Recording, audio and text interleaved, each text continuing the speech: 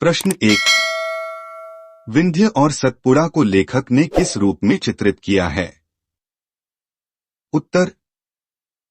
विंध्य और सतपुड़ा का यह समवेत विग्रह बड़ा सुदर्शन और मनोहारी है। इसे मेकाल कहते हैं।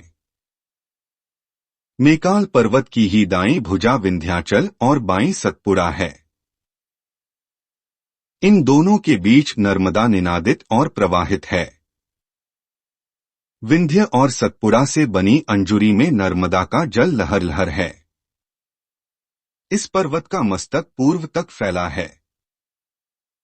यह अपनी विराटता से संपूर्ण भारत को पूर्व से पश्चिम तक हरितिमा और प्राकृतिक सुंदरता प्रदान करता है। प्रश्न 2। वनवासियों का जीवन कैसा होता है? उत्तर। वनवासी स्वाभाविक रूप से संघर्षशील, संतोषी होते हैं। अतएव उनका जीवन द्वंद्वरहित शांतिपूर्ण होता है। वनवासी महिलाएं एक टोकरी में जामुन, आम बेचती हैं। वह अपना जीवनयापन नर्मदा नदी के किनारे जंगल व फसलों से अपना भरण पोषण करती हैं। नर्मदा नदी जिस दिन सूख जाएगी वहां के वनवासियों का रोजगार समाप्त हो जाएगा। वे बहुत ही गरीब हैं। प्रश्न 3। अमरेश्वर के कंठ से ही नर्मदा निकली है। यह पंक्ति किस संदर्भ में कही गई है? उत्तर। अमरकंटक में नर्मदा नदी कुंड के पूर्व में एक छोटा सा मंदिर है जिसमें शिव प्रतिष्ठित हैं। अमरेश्वर के कंठ से ही नर्मदा निकली है। यह कंठ ही नर्मदा का आदिम स्रोत है। जल शिव के कंठ से निकलकर कुंड में एकत्रित होता रहता है, जिसे नर्मदा कुंड कहते हैं। प्रश्न 4। अमरकंटक ने अपनी आत्मा से नर्मदा को जन्म दिया है। पाठ के अनुसार स्पष्ट कीजिए। उत्तर। नर्मदा कुंड से अमरकंटक का शिखर और आसपास की भूमि ऊंची है। उन्हीं ऊंची पहाड़ियों से निरंतर बहता हुआ जल नर्मदा कुंड में आता है। अनादिकाल से निरंतर यह प्रवाह जल ही जीवन है को चरितार्थ कर रहा है। अमरकंटक से प्रवाहित नर्मदा भारत के लिए वरदान सम है।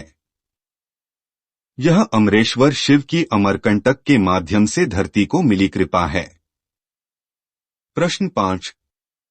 निम्नांकित का आशय स्पष्ट कीजिए। क। दूर से दृष्टि पड़ती है कि कोई रजतधार आकाश से झर रही है।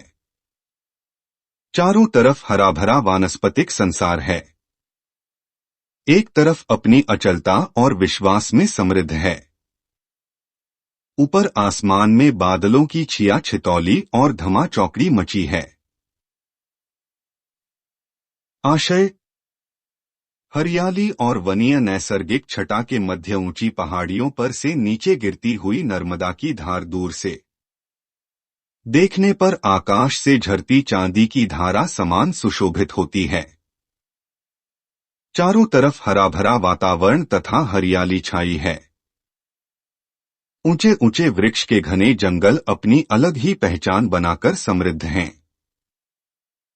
और बादल ऊंचे ऊंचे पेड़ों की फुनगियों पर इठलाते हुए धमा चौकड़ी मचा रहे हैं। ख। अमरकंठी नर्मदा का यह क्षेत्र देवों और मनुजों, मिथकों और लोक कथाओं, ऋषियों और वर्तमान के रचनाकारों को अपने संदर्भों में समाये हुए है। कालिदास ने इसे आम्रकूट कहा है। आशय। अमरकंठी नर्मदा प्राचीन काल से देवताओं, मनुष्यों की लोक कथाओं, ऋषिमुनियों, रचनाकारों के द्वारा नर्मदा नदी की प्रसिद्धि बनी हुई है। यहाँ कई ऋषिमुनियों ने तप किए व यहाँ अपना सर्वस्व जीवन इसकी उपासना में लगा दिया। यहाँ लोक कथाओं का भी योगदान रहा। प्राचीन कवि जिसमें एक रचनाकार कवि कालिदास भी ये जिन्होंने इसे आम्रकूट नाम दिया, क्योंकि यहाँ आम के वृक्ष अधिक होने से आम अधिक मात्रा में होता है। यहाँ बगीचे हैं, इसलिए यह नर्मदा नदी के उद्गम व वहाँ का क्षेत्र हमारे लिए पौराणिक कथाओं, संस्कृति आदि की याद दिलाते हैं। प्रश्न 6। नर्मदा सूख जाएगी तो हम लोग कैसे बच सकेंगे? वनवासी स्त्री द्वारा ये बात क्यों कही गई? उत्तर। वनवासियों के जीवन का एकमात्र आधार नर्मदा ही है। वे नर्मदा को नदी नहीं अपितु माता समान मानते हैं। नर्मदा का जल उनके लिए दूध सम हितकारी है। नर्मदा के जल से बहुत बड़ा भूभाग अभिसिंचित हो लोगों को जीवन देता। नर्मदा और वन एक दूसरे के पूरक हैं। नर्मदा के सूखने से सब कुछ समाप्त हो जाएगा। जल, वन, खनिज, संस्कृति और जीवन। नर्मदा नदी अनवरत प्रवाहित होकर इन सभी को पालती पोषती है। इसलिए वनवासी स्त्री ने कहा कि नर्मदा सूख जाएगी तो हम लोग कैसे बच सकेंगे? प्रश्न 7। टिप्पणी लिखिए। क. सोनमुड़ा। ख. आम्रकूट। ग. मेकाल। घ. माई की बगिया। उत्तर। क. सोनमुड़ा। सोनमुड़ा सोनदी का उद्गम है। यहां भी एक छोटा सा पक्का कुंड बना दिया है, जो पहले नहीं था। कुंड से पतली जलधारा निकलकर बह रही है और पर्वत के ऊपर से बहकर आती हुई मोटी जलधार में मिलकर सोन को नदी का स्वरूप देती है। थोड़ी दूर जाकर सैकड़ों फीट नीचे गिरकर वृक्षों में अदृश्य सी हो जाती है। यह सोन पर पहला प्रपात है। यही प्रपात दूर दूर से दिखाई देता है। सोनमुड़ा के कुंड में श्रद्धालुजनों द्वारा डाले गए सिक्के पड़े हैं। सोन नदी अमरकंटक का गर्व है। ख. आम्रकूट। किसी समय में यहां पर्वत श्रेणी आम के पेड़ों से आच्छादित रही होगी। आम के बगीचे रहे होंगे। उस समय कालिदास जी यहां आए होंगे, तो उन्होंने वहां की सुंदरता को अपने कविताओं में पिरोया, इसलिए इसे आम्रकूट कहा गया है। आज भी जंगल में कुछ आम के पेड़ विद्यमान हैं। ग. मेकाल। मेकाल पर्वत की दाईं भुजा विंध्याचल और बाईं भुजा सतपुड़ा पर्वत है। इन दोनों पर्वतों के बीच से नर्मदा नदी बहती है। मेकाल की पहाड़ी ऊंची ऊंची चोटी लिए हुए गगनचुंबी वृक्ष हैं, घने जंगल हैं। मेकाल की पहाड़ियों में वनस्पति का भंडार है। घ. माई की बगिया। माई की बगिया सोन और नर्मदा की बाल सुलभ क्रीड़ा भूमि है। वह ऋषि मार्कंडेय की तपोभूमि भी रही है। आम्र तथा सरई के पेड़ों के आंगन में यह बगीचा है। गुलाब कावली के फूलों में यहां नर्मदा और सोन का प्रेम अभी भी खिला हुआ है। माई की बगिया में छोटा सा जल कुंड है। गुलाब कावली का क्षेत्र भी बहुत थोड़ा रह गया है। एक साधु यहां कुटिया में रहते हैं। तीर्थयात्रियों की आंखों में अर्क डालकर आंखों की उमस दूर करते हैं। जुहिला के मन की खोट और सोन से उसका विवाह होने की खबर लगते ही नर्मदा माई की बगिया से भूमिगत होकर पश्चिम दिशा में जाकर 2-3 किलोमीटर बाद सतह पर आती है। कपिल धारा के पास जल का स्रोत दिखाई देता है। पाठ से आगे। प्रश्न 1। नर्मदा नदी लोगों के जीवन को कैसे खुशहाल बनाती है? उत्तर। नर्मदा नदी एक जीवनदायिनी नदी है। यह अपने उद्गम स्थल अमरकंटक से प्रवाहित होती हुई खंभात की खाड़ी में सागर से समागम करती है। नर्मदा के जल से बहुत बड़े भूभाग की सिंचाई होती है। नर्मदा के जल से अभिसिंचित भूभाग अत्यंत उपजाऊ है तथा प्रचुर मात्रा में विविध प्रकार के अनाज इनमें उत्पन्न होते हैं, जिनसे हमारा सतत पालन पोषण होता है। नर्मदा के किनारे वनीय क्षेत्र और वनोपज यह जीव जंतु, खनिज आदि मानव जीवन में उपयोगी होते हुए हमारे जीवन को खुशियों से भर देते हैं। इस तरह नर्मदा लोगों के जीवन को खुशहाल बनाती है। प्रश्न 2। नर्मदा का उद्गम अमरकंटक पाठ में वर्णित नैसर्गिक सौंदर्य को अपने शब्दों में व्यक्त कीजिए। उत्तर। नर्मदा का उद्गम पाठ में अमरकंटक एक ऐसा प्राकृतिक मनोहर रमणीय स्थल है जहां से घाटी, झाड़ियों व ऊंचे ऊंचे वृक्षों से आच्छादित पहाड़ियों के बीच से नर्मदा प्रवाहित है। वनीय सह खेत खलिहानों की हरियाली, पहाड़ियों की नैसर्गिक शोभा, ऊंचाई से गिरते जलप्रपात, झरझर की मधुर ध्वनि के साथ झरते झरने, पशु पक्षियों के मधुर कलरव, ऋषि मुनियों के आश्रम, सहज श्रद्धा के केंद्र, अनेक मंदिरों से न केवल नर्मदा के महात्म्य में अभिवृद्धि होती है अपितु यह नैसर्गिक छटा हमारे मन को मुग्ध कर देती है। नर्मदा का भेड़ा घाट जलप्रपात, ऊंचे पहाड़ से खाई में गिरती जल धार से नीचे गिरकर धुआंसा उठती जल की बूंदें अतीव मनोहारी लगती हैं।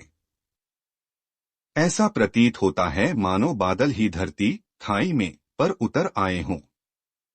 यहाँ का वातावरण शांत चित्त व आरोग्यप्रद है। यहाँ कई ऋषियों की तपोभूमि होने के कारण हमें अपनी संस्कृति व सभ्यता की याद दिलाती है। प्रश्न 3। अमरकंटक ने नर्मदा को जन्म देकर भारत को वरदान दिया है। ऐसा क्यों कहा गया है? विचार लिखिए। उत्तर। अमरकंटक से निकलने वाली नर्मदा नदी मध्य भारत की जीवनदायिनी नदी है। यह विविध फलदार, इमारती अथवा ईंधन या अन्य उपयोग में आने वाले वृक्षों का पोषण कर इस क्षेत्र के लोगों के जीवन में साधन जीविका स्वरूप है। ऋषिमुनियों की यह भूमि विविध प्रकार के खनिजों से संपन्न है। नर्मदा नदी कृषि और उद्योगों के लिए आधार स्वरूप सिद्ध हुई है।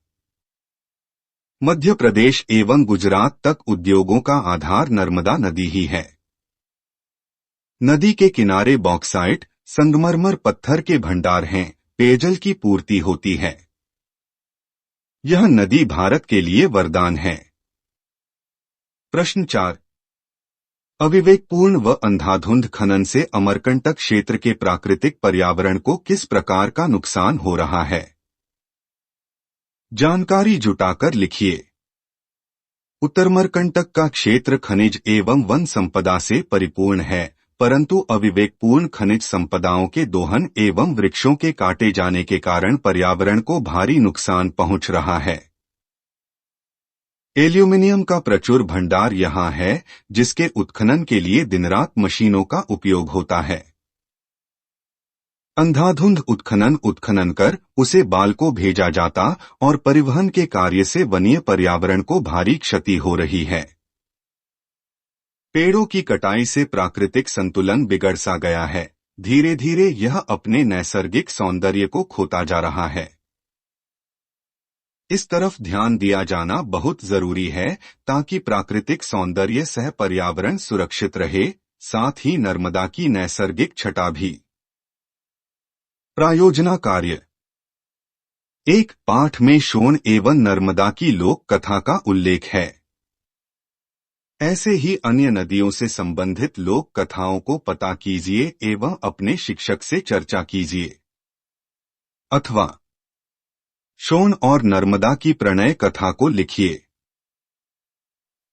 उदाहरण: महानदी का उद्गम स्थान सिहावा पर्वत को माना जाता है, जिसका उद्गम श्रृंगी नामक ऋषि उस पर्वत पर तपस्या कर रहे थे। तभी उनका जल से भरा कमंडल नीचे जाने से उनके कमंडल का पानी पर्वत में बहते हुए लुढ़क आगे निकल पड़ा। वहीं से महानदी का उद्गम हुआ, ऐसी पौराणिक मान्यता है। महानदी छत्तीसगढ़ की जीवनदायिनी नदी है। इस महानदी में दो नदियों का संगम राजिम के राजीव लोचन व कुलेश्वर महादेव के समीप होता है, जहां पर 3 नदियों का संगम माना जाता है, जिसे संगम कहते हैं। उसी संगम के बीच में सोदू, पैरी, महानदी, कुलेश्वर महादेव स्थित हैं, जिसे छत्तीसगढ़ का प्रयाग कहा जाता है। यहाँ महाशिवरात्रि पर 15 दिनों तक मेला भरता है। लोग वहां कुलेश्वर महादेव का दर्शन करने जाते हैं। इसे छत्तीसगढ़ का कुंभ मेला के नाम से भी जाना जाता है। नोट और कोई नदी से संबंधित जानकारी छात्र जानते हो तो वे उनकी लोक कथा लिख सकते हैं।